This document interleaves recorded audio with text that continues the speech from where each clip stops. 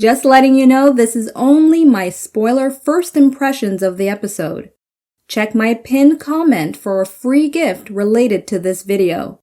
And to watch my unfiltered reactions with exclusive bonuses, join my Asha Media TV Club. The link is in the description box below.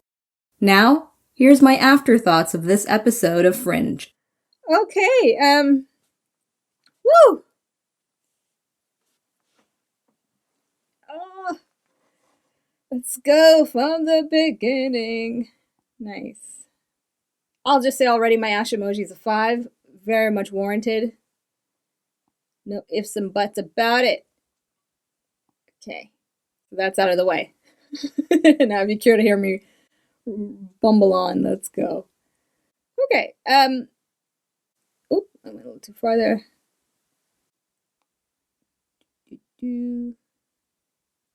I want to start pretty much, let me start off, because I think it's not that necessary to go from actual beginning. I'm going to start from where the story really starts to pick up in terms of what's going on, and that's the discovery of these people that live here in the woods. They're not dwarves. That's a good line. Let me just kind of try to get to that point.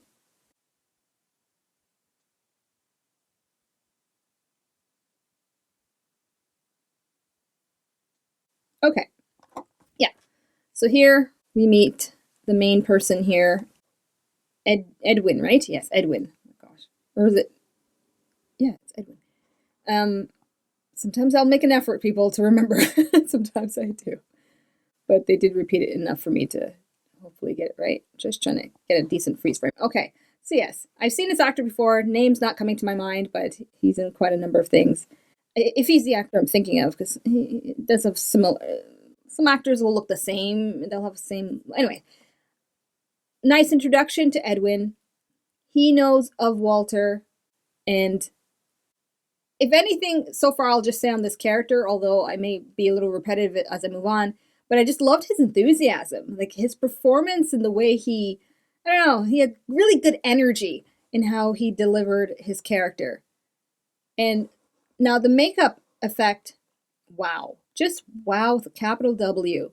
It looks very real. And at first, I was like, oh, they got burned, some scar tissues, all kinds of stuff. But the way Walter described it as, look at it as an extreme version of psoriasis, an immune condition, immunodeficient condition. Believable indeed. But the part that really just kind of hits home for me more than anything is the archive location. This is so cool. Just even as a setting, it's simple, but very effective in showing this little space that means so much, and how he describes it as their only means to preserve what really has occurred. Because when you do find yourself in a society where whoever's in control would then be able to put in measures to erase history and create a new history. And it took every willpower in me in that moment not to pause and just go on a ramble of how that hits home for so many sociopolitical things happening in our society here in the Western world. Not touching on that, not looking for conversation on that, so don't even bother with the comments on that, because I'm not going to go there. But I'm just saying, that moment hit home, and it's, for a series, this happens actually quite often. You'll get that TV show, you'll get that movie that seems timeless, and how it still applies years later on different points. But for this scene, more than anything, just the cubes on the wall, nothing too elaborate, but yet still unique to look at, considering after all these years of watching all kinds of other things where they'll show, future tech. This immediately reminded me a bit of the Flash series. Without spoilers, I'll just say that much, and if you know the show, you'll know what I'm referring to. But Fringe style, and with a very powerful purpose, and that's to preserve history. I love that. and just showing how important it is to maintain this. In, a scene of barely 5 minutes, you get the gravity and the weight of his argument later on, why he was resistant to wanting to help them. This show does that so well in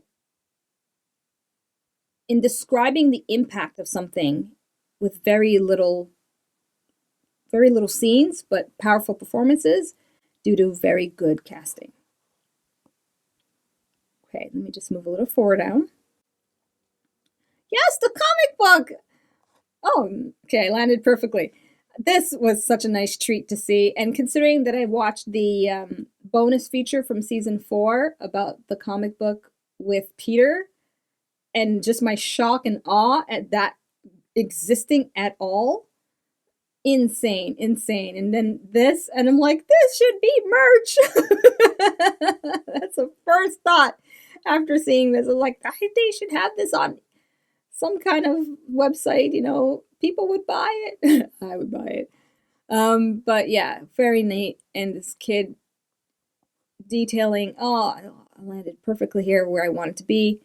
Look at that, with Olivia and the gun, protecting her child, and the observers. Well, they call them invaders, which I think is very, very perfect, because you have 4 seasons of them really watching, and then it's just fitting this is the season where they actually take action and invade. So to go from observer to invader, perfect. I want this comic book. Okay, let's keep going. All right, so here Astrid trying to figure out what's he saying. Now, this is where it's interesting, because, and I'm not looking, I just want to make this clear. I am not putting this as a negative, but I am also being realistic and highlighting how, let me just try to word this better, if I can. They need to give something for Astrid to do as a character. And let's just put it this way. I'll put it this way. I think this is a fair way to put it. I am satisfied with the attempts this show does to give her meaningful things to do. But when you do have a scene like this that goes on for a few minutes, where she's just rewinding, trying to figure out what he's saying, there's one part of me that's like, realistically, that makes sense. The tapes are damaged. She's got to figure out what's on them. But there's the other part of me where I'm just like, what other scene could we have had to add more with perhaps action or with the narrative, aside from, 2 minutes or so, or a minute watching Astrid just rewind a videotape. Do you know what I mean? Anyways, I'm just being transparent with it, okay? I'm not that kind of person that's just going to praise every little thing. If I do see something that could, I'm, okay. If there was a viewer that was like, you know what, Astrid in this season is, I'm not going to say useless, because she's not, but it's just so obvious when they're trying to, I guess in the scene, it just made it seem obvious. How about that? When they're trying so hard to give this character something to do that adds to the team and adds to the story. But to the degree of, I'm giving up. Yes, I do. It doesn't matter. Moving on. Oh boy. I guess I'm sometimes just, I'm fearful of the wrath in the comments at times. I know, and many of you, to be thankful, you're very polite in how you will correct me, although putting capitals in your words is not necessary. But whatever. I'll just leave it at that. Okay, let's get to this part here now with the observer. I was wondering when we're going to touch back on him, and we do, and he's just keeping tabs.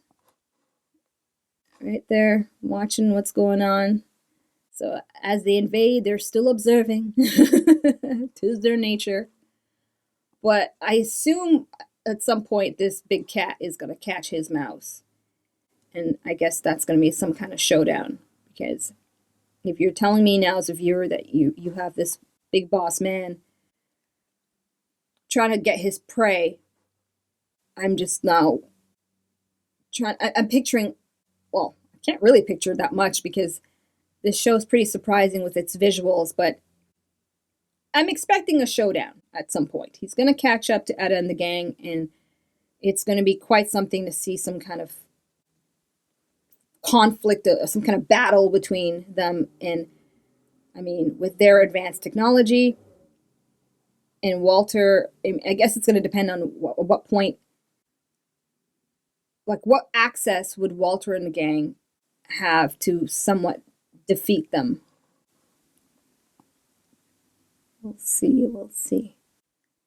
Okay, yes, then we have the mine.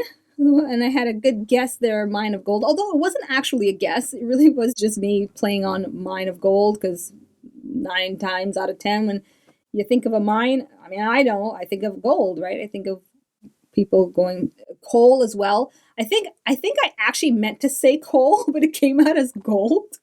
And it ended up being a gold mine. So interesting coincidences. But yeah, finding the body in there, and then that was kind of the clue of what was going to happen in the end, I guess. Now looking at it, I'm like, yeah, all right, that was the clue. Gosh, this show is so good at doing that. They show you, they pretty much tell you what's going to happen, but you don't know it till you see it, and you're like, oh, yes, okay, that's what that meant. And that's been since like episode 1.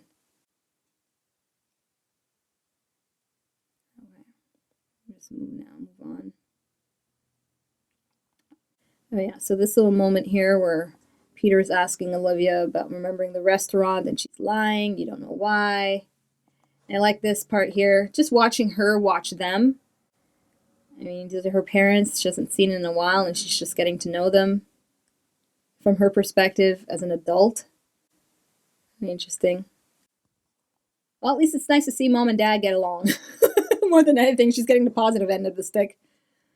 It would have been something interesting. It would have been something if it was like Peter and Olivia at odds, and for her to kind of get to that, but she's not seeing that, and I don't want to see that, and I hope they never show it.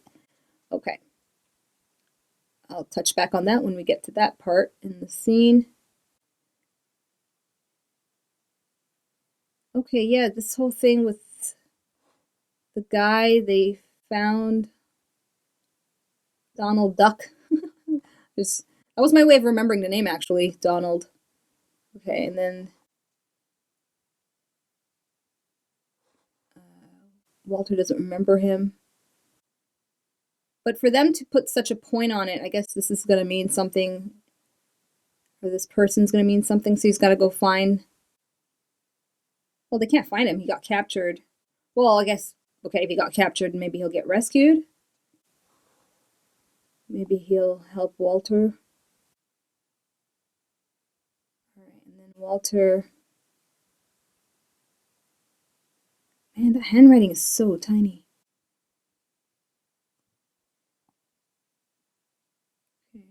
But there was a point I'm still stalling here. This is where sometimes I wish I do pause when I do, but I get afraid to pause at times because I don't want to keep the reaction going on for too long because of my limited time to react here. But there was something here with the scene.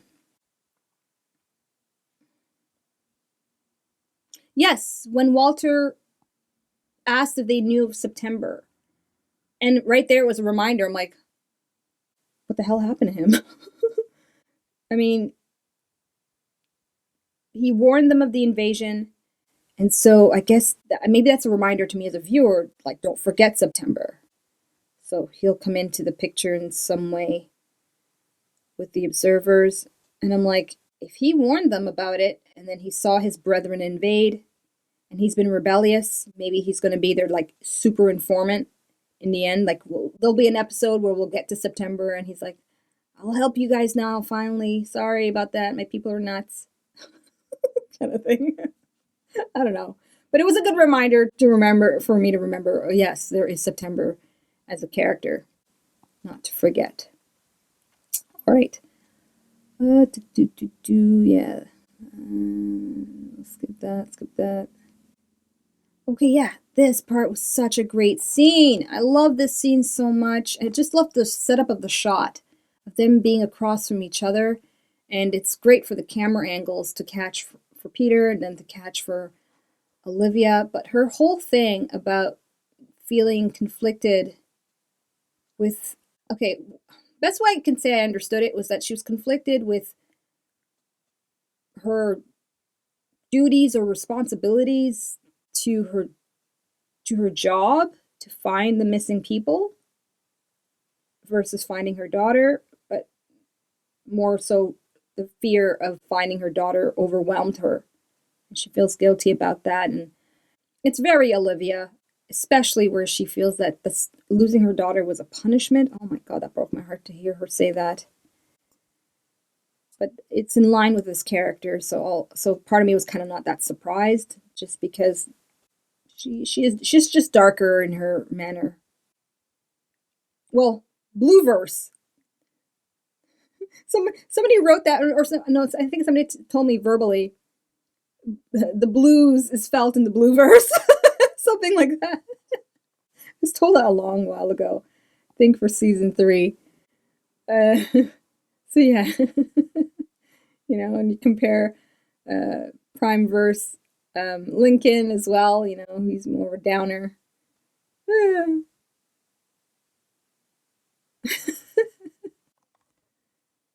Yeah, okay. I won't harp on that too much. Okay, I gotta move forward, unfortunately, and maybe fortunately for you. Okay, so let's get to here now the whole thing where Edwin's telling them why he can't go. That was quite powerful, nicely performed as well. And when he gets to the point where he justifies it to his son, I'm just going to move on to that because that matters more than anything to the lead up to the end.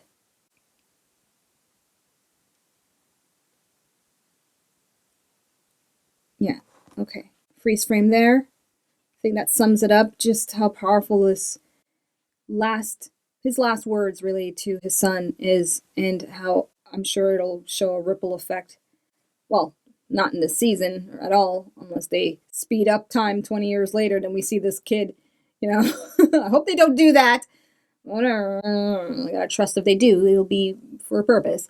Okay, but yes, this was just so powerful, so wonderfully done. And more than anything, I liked how he touched on a little bit what I was actually trying to express in the previous episode, how it's not so easy to just label somebody a coward and label someone a hero, and along the lines of how he said it, where those are two terms that are not easily defined, and there are different factors and variables involved for one being applicable to the other, and he just nails it with, the writing nails it perfectly, where you are a coward if you know that you can do something and you don't do it. And I can't remember, I said something along the lines of that's just the perfect definition, and I think it is. I think it summarizes that whole thing. And for his father to seem like a coward but end up being a hero within the context of everything they showed with getting those crystals and the weight they had to get and the calcification effect. Amazing, which will lead down to just that last shot, really, of him being in the mine. I mean, it was not the last shot, but it's what, yeah, right. Oh, I got it. Perfect. Yes. Look at that. Making history instead of recording history. Oh, wonderful. There's his son to carry on the legacy to protect this place. That's great. And make a new comic. Best-selling comic. All right, now, yeah, the decoy stuff, that was great. Oh, yeah, this moment too, where Olivia just caresses her ankle just to show, kiddo, I love you. Oh, that was just great. Very heartwarming. It's the human beats in this entire series that always grips me, and that the show excels at it. And of course, ending, let me just try to freeze me. Yeah, there we go. That's a great way to close things off there. So there you have it. That's my reaction, my afterthoughts about episode number 3. I really enjoyed this one. I would say right now, out of the 3 I've watched, it is my favorite one. Indeed. So, if you want access to my unfiltered reaction to this episode, including extra bonuses, especially my reaction to the comic book about Peter, if you want access to all of that, details on joining my club is in the description box below for you. All right, people. Thank you so much for tuning in. I will see you in the next video for my reaction and afterthoughts to episode 4. Bye! Thank you so much for watching. Be sure to subscribe and check out my other videos.